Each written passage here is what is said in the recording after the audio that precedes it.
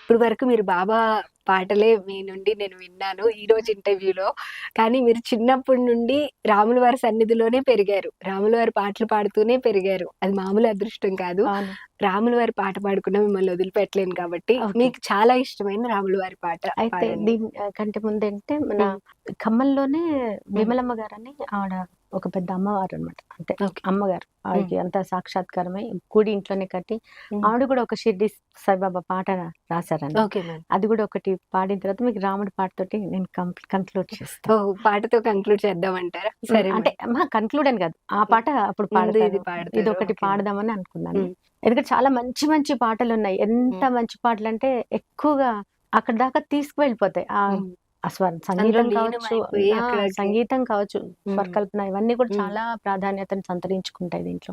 అట్లాగా దాంట్లో సాయి సాయి అంటే చాలు కలుగును మనసుకు హాయి, షిరిడి సాయిని ఆర్తితో పిలచిన ఓయని పలుకును సాయి, సాయి సాయి అంటే చాలు కలుగును మనసుకు హాయి, షిరిడి సాయిని ఆర్తితో పిలచిన ఓయని పలుకును సాయి, సాయి సాయి అంటే చాలు కలుగును మనసుకు హాయి, దర్శనమిస్తాడు సంరక్షణ చేస్తాడు,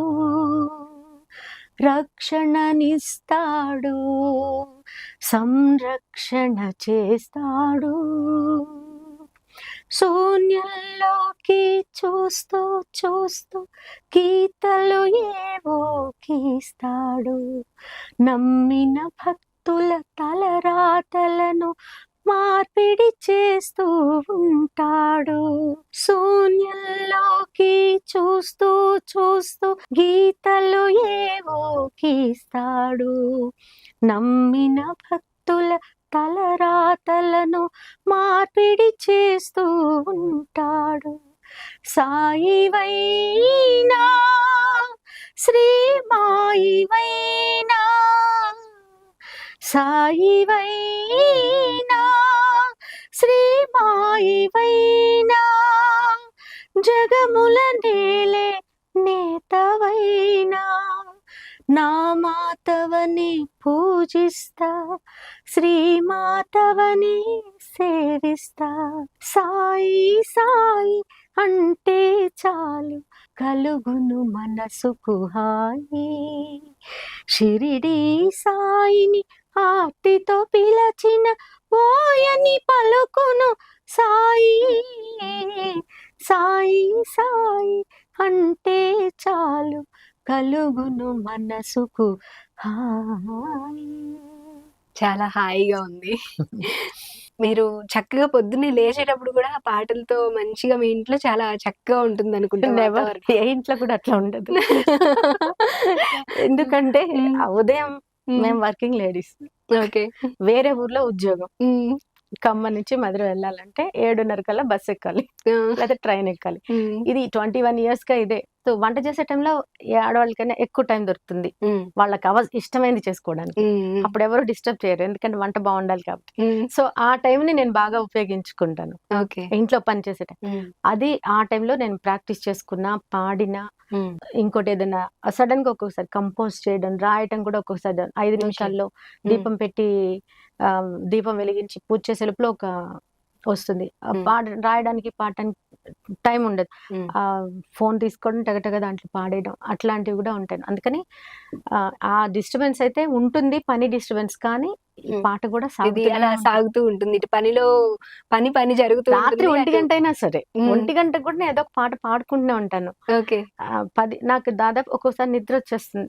పాట నేను మొదలు పెట్టుకున్నా అంటే ఇక తెల్లవారి కూడా అదే ఎనర్జీ, అంతకంటే ఎక్కువ ఎనర్జీతో ఉంటాను నేను. ఓకే. సో అందుకని నాకు అలసట అనేది ఉండదు అసలు. ఇందాక అడిగాను మ్యామ్. రాములు వారి సంకీర్తన ఒకటి మంచి. ఓకే.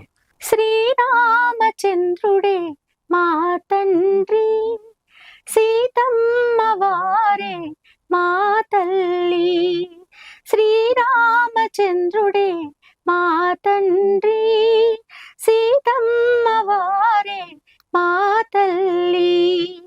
ఏ వేళనైనా మాకు ఇంత అండ ఉండగా, ఏ వేళనైనా మాకు ఇంత అండ ఉండగా, బ్రతుకంతా పండగా, భయపడడం దండగా. శ్రీరామచంద్రుడే మా తండ్రి, సీతమ్మ వారే మా తల్లి. భరత లక్ష్మణ సుగ్రీవులు బంధువులు మాకు, విభీషణ సుగ్రీవులు స్నేహితులు. ఆంజనేయుడే మాకు ఆదర్శ భక్తుడు, గుహుడేమో మాకు ఆత్మీయుడు. శ్రీరామచంద్రుడే మా తండ్రి, సీతమ్మ వారే మా తల్లి. ఏ వేళనైనా మాకు ఇంత అండ ఉండగా, ఏ వేళనైనా మాకు ఇంత అండ ఉండగా, బ్రతుకంతా పండగా, భయపడడం దండగా. శ్రీరామచంద్రుడే మా తండ్రి, సీతమ్మ వారే మా తల్లి. ఇన్ని పాటలు నేను మీ నుండి వినడం నాకు చాలా హ్యాపీగా ఉంది.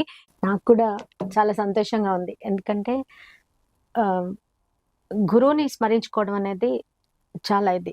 ఆయనకి కులాన్ని మతాన్ని ఆపాదించేసి ఈ కులం వాడు కాబట్టి చేయొద్దు, ఆ కులం మతం వాడు కాబట్టి చేయొచ్చు అనేది ఇప్పుడు అది అంత దానికి ప్రాధాన్యత ఎందుకు ఇవ్వడం వల్ల చాలా పెద్ద యుద్ధమే జరుగుతుంది నెట్లో.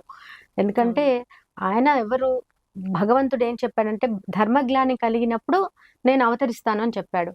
ఆయన తాను అవతరించవచ్చు, లేదంటే ఆ కార్యాన్ని సాధించే వాళ్లకు తన అంశలోంచి ఒక అంశ స్వరూపాన్ని పంపించవచ్చు. అలాంటి వాడే ఈ సాయిబాబా గారు.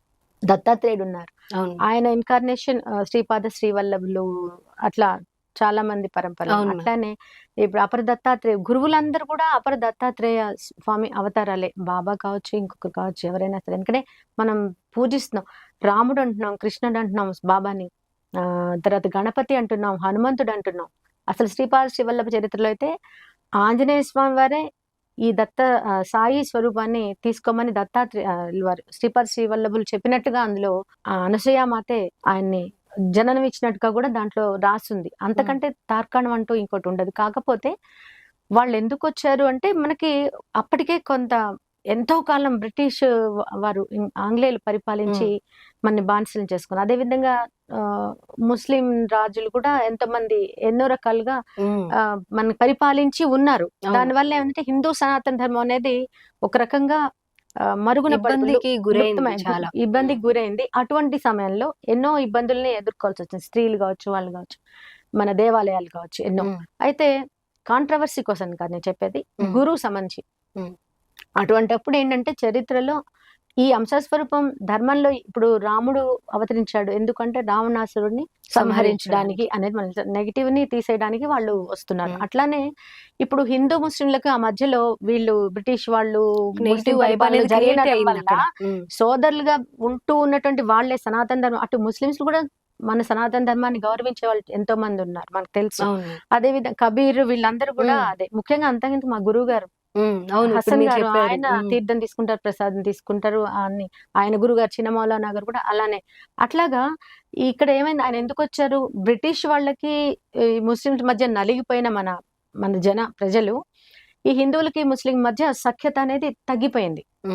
హిందూ సనాతన ధర్మాన్ని మర్చిపోయారు. అటువంటి టైంలో ఎవరు వస్తే వాళ్ళు వింటారు మాట. ఒక ముస్లిం దేవుడు వచ్చాడంటే హిందువులు మా దేవుడు కాదంటారు, యాక్సెప్ట్ చేయరంట. ముస్లిం దేవుడు వస్తే హిందువులు యాక్సెప్ట్ చేయరు, హిందూ దేవుడు వస్తే ముస్లిం యాక్సెప్ట్. అట్లా కాకుండా ఆయన ఎవరో చెప్పకుండా ఒక్కసారి వచ్చేసారు. ఆయన ఎక్కడి నుంచి వచ్చారో ఎవరికి తెలియదు. తర్వాత 1800 ఇక్కడి నుంచి 1900 మధ్యన ఆయన వచ్చారు. ఆయన ఉన్నారు ఎక్కడ, మసీదులో ఉన్నారు, అల్లా మాలిక్ అన్నారు, రామ అన్నారు, అటు శ్రీరామనవమి చేశారు, ఉరుసు ఉత్సవాలు చేశారు, కళ్యాణాలు చేశారు, తర్వాత ఉరుసు ఉత్సవాలు చేశారు. అది కాకుండా తన మందిరానికి ద్వారకా అని పెట్టుకున్నారు. సో ఈ విధంగా ఇవన్నీ ఎందుకు వచ్చారు అంటే తను ఎవరితో ఉంటే అంటే ఆయన మార్పించడానికి అంటే అందరూ కూడా తన దగ్గరికి రావాలి అనే ఉద్దేశంతో అట్లా పెట్టారు. కాబట్టి అందరినీ సమానంగా చూసింది ఆయన చూసారు. అక్కడికి హిందువులు వెళ్తారు, ముస్లిం అందరూ వెళ్ళేవాళ్ళు. ఆయన్ని హిందువులు రాముడు కృష్ణుడుగా ఆయన ఆ విధంగా కనిపించేవాళ్ళు. వాళ్ళకి అల్లాలాగా బ్రిటిషర్స్ కొంతమందికి జీసస్ క్రైస్ట్ లాగా కూడా కనిపించిన అవును. సందర్భాలు ఉన్నాయని మనకి తెలుసు చరిత్రలో.